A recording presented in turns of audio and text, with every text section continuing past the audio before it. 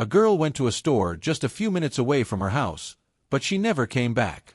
The police started their search, and over the course of the investigation, they uncovered some pretty strange clues.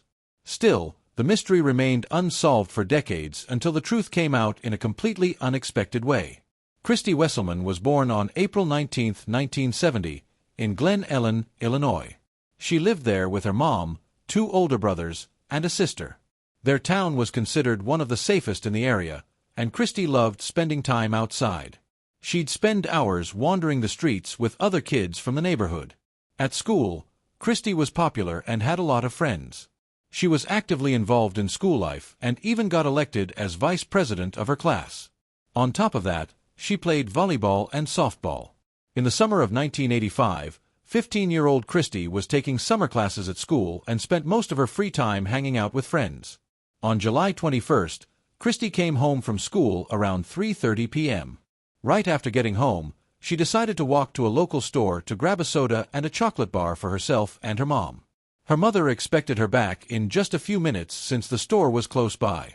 But as time went on, it became clear something was wrong because Christy wasn't coming home. At first, her mom thought she might have run into some friends and gone off with them.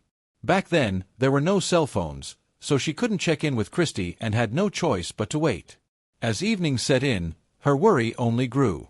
She called Christy's friends, but none of them had seen her that day. Growing desperate, she headed to the store herself, scanning the streets along the way, but there was no sign of Christy anywhere. Christy's family spent the next several hours searching for her, but when there was still no sign of her by 1:50 a.m., her mother decided to contact the police. Officers quickly joined the search, starting by piecing together Christy's last known movements. First, they spoke with the clerk at the store she'd visited. The man knew Christy well.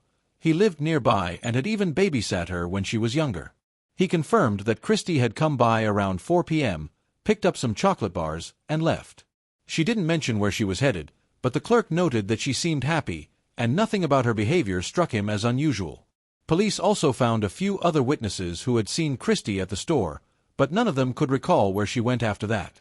Investigators spoke to all of Christy's friends, considering the possibility that she might have lost track of time while hanging out with some of them. But none of her friends had seen her that day. The police then focused all their resources on the search and began combing through the streets. But by that time, it was already the middle of the night, making the search even more challenging. Despite their determination, there was no trace of Christy, no clues, no leads, nothing. The search continued through the early morning, and by midday, a new group of officers took over. One of them suggested trying to retrace Christy's likely route. He guessed that she had probably taken the shortest path from her house to the store, a shortcut through a nearby field. Back then, there was a large vacant lot with tall grass between the residential area and the store. Walking around it would take quite a bit of time. For adults driving cars, it wasn't an issue, but local kids who frequented the store or the nearby McDonald's always took a shortcut through the field, where a narrow path had been worn into the grass. The detective decided to follow this trail. As he made his way along it, something unusual caught his eye in the grass. Pushing through the overgrowth, he realized it was a human body, and he quickly recognized Christy. He immediately called for backup, and the body was handed over to the medical examiners for further analysis. Forensic specialists combed through the crime scene for any evidence, but their search came up empty. No footprints, no personal belongings, nothing to help explain what had happened. The medical examiners determined that Christy had died from 8 stab wounds. They also found evidence of sexual assault and collected the perpetrator's biological material.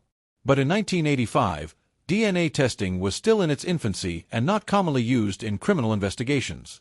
With no way to analyze it, the sample was stored for future use. Christy's mother also helped police piece together another interesting detail. Christy had been wearing a pearl ring on her finger that day. However, the ring was nowhere to be found, neither on her body nor at the crime scene.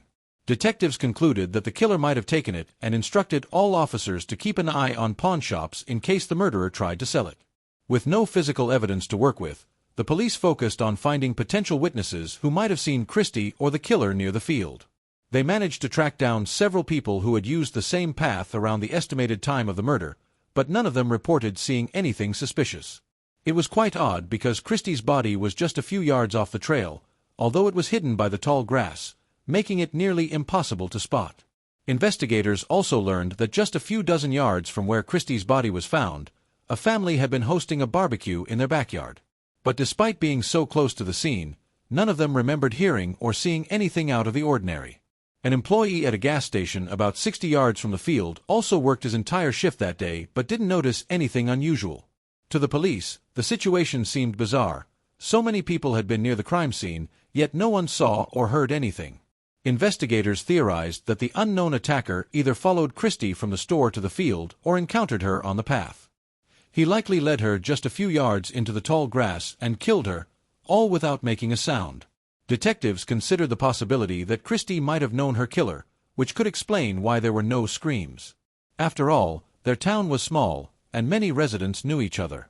Police began investigating all the men who knew Christie, but this effort led nowhere. They also compiled a list of men in the area with prior convictions for violent crimes. Several suspects were reviewed, but none of them could be tied to the murder. For several months, the police made little progress in solving the mystery. They continued following up on tips and investigating new suspects, but every lead brought them to a dead end. This dragged on for 3 long years until an unexpected breakthrough came in 1988. By that time, DNA analysis was becoming a key tool in criminal investigations. Detectives decided to collect DNA samples from everyone who had been a potential suspect in Christie's case over the years. Many agreed to cooperate, and none of their samples matched the biological evidence found at the scene. But there was one person who refused to provide a DNA sample: Dana Henry, a 34-year-old man living near the field where Christie was found. He had been on the police's radar from the first days of the investigation. At the time, Henry denied having anything to do with the crime, but his refusal to give a DNA sample made detectives seriously question his innocence. The police decided to seek a court order to obtain his DNA. Henry appeared at the court hearing and continued to insist he was innocent. However, he was charged with contempt of court and held in a local jail cell for several days. Only after that did Henry agree to provide his DNA sample. In the end, his DNA didn't match the killer's, and Henry was released. Once he was out, he told reporters that he had been held in a jail cell without clothing and was only released after giving in to immense pressure and reluctantly agreeing to provide a sample. Henry said he spent around $50,000 on legal fees, a significant amount of money at the time. He had to mortgage his home, which he eventually lost, and many of his friends and family turned their backs on him. Frustrated and angry, Henry filed a lawsuit against the police department, but it didn't seem to lead anywhere. Even after DNA evidence cleared his name, some people still believed he was guilty. Years later, Henry admitted to reporters that the whole ordeal had ruined his life, even though he was never formally charged with a crime. For another year, Christie's case remained at a standstill. Then, in 1989, an unexpected twist brought it back into the spotlight. A judge issued a restraining order against a local man who had been bombarding the victim's family with tips about who he believed was responsible for Christie's murder. The man, named Willis, first contacted Christie's relatives in late 1985. He claimed to have information about the killer's identity and started sending them various leads. Each tip was investigated by the police, but every time, it turned out to be either far-fetched or completely irrelevant to the case. This dragged on for almost 4 years until Christie's family couldn't take it anymore. They filed a complaint, and a judge issued an order barring Willis from ever contacting them again. Following the restraining order, police decided to investigate Willis himself, but they found no evidence linking him to the crime. In 2000, the killer's DNA was uploaded to the FBI database, but no matches were found. The case remained cold for many years. From time to time, the police revisited it, following up on tips, but they never got any closer to catching the killer. This went on for 3 entire decades. Over the years, the original detectives had all retired or moved on, and Christie's case had been assigned to a new team. Then, in 2015, something completely unexpected happened. One day, they got a notification from the FBI database.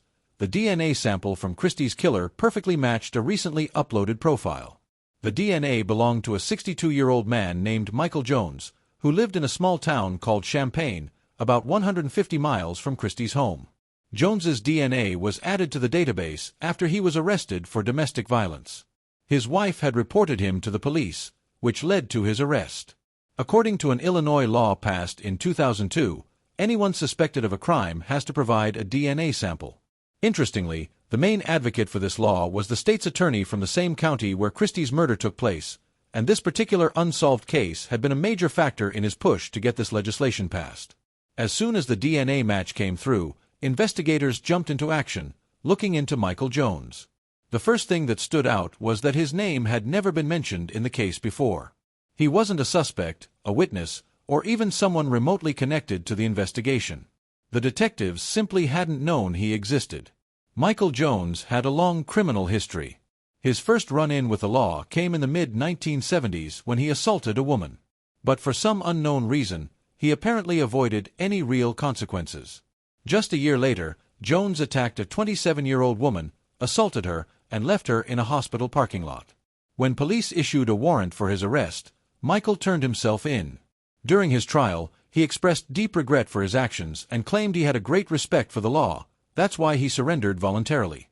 Jones also insisted that he suffered from serious mental health issues and needed professional help. However, an independent psychiatrist determined that he was fully aware of his actions. As a result, Jones was sentenced to 10 to 20 years in prison. As you might have guessed, he was released early for good behavior. He ended up serving just 6 years of his sentence and was back on the streets by 1983, 2 years before Christie's murder. What's even more striking is that his victim wasn't informed of his early release.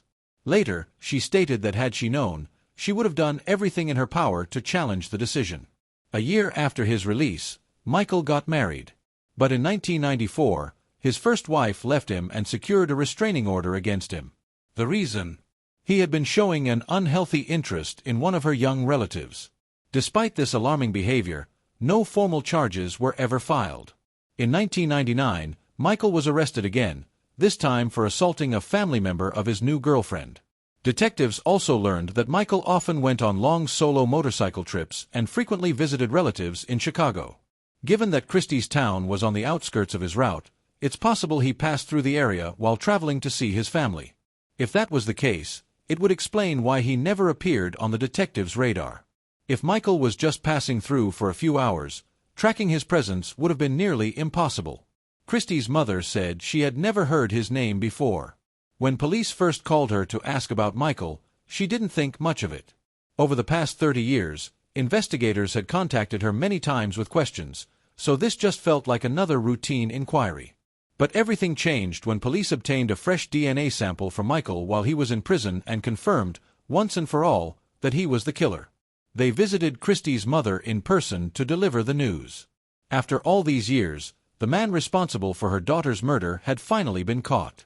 Before formally charging Michael with Christie's murder, detectives spoke with his ex-girlfriend and uncovered more details about him. She described Michael as someone with a volatile temperament. He could be calm one moment and then suddenly fly into a rage for no apparent reason. She also mentioned that he was obsessed with detective books and crime shows on TV. This information led investigators to suspect that Michael might not just be responsible for Christie's murder, but potentially other unsolved crimes as well. His frequent solo trips, criminal tendencies, and fascination with crime stories hinted that he might have known how to cover his tracks and avoid leaving evidence behind. After building their case against Michael, police officially charged him on September 18, 2015. Michael denied any involvement in Christie's murder. The case eventually went to court, but the wait dragged on for 3 long years. The trial didn't start until 2018. Prosecutors sought a life sentence, but in the end, Michael decided to plead guilty in exchange for a lighter sentence. As part of the deal, he wasn't required to reveal any details about the crime. But with the DNA evidence, there was no question about his guilt. As a result, the judge sentenced him to 80 years in prison, with a possibility of parole no earlier than 2095. In other words, Michael will likely never walk free again. Christie's family thanked the investigators for finally bringing the case to a close. Christie's mother also expressed her frustration over Michael's early release in 1983. She pointed out that if he had served his full 10-year sentence, he wouldn't have had the chance to attack her daughter, and Christie would still be alive today. Henry, the man initially suspected of the crime, also attended the trial of the real killer. In a later interview, he shared that the accusations had ruined his life, and even decades later, he still hadn't fully recovered. He hoped that seeing justice served would help him heal, but it didn't. Henry also revealed that throughout all these years, no one from the police department ever apologized to him, let alone faced any consequences for the damage they had caused to his life. Share your thoughts on this story in the comments section, and don't forget to press the like button if you enjoyed my video. Thank you for watching.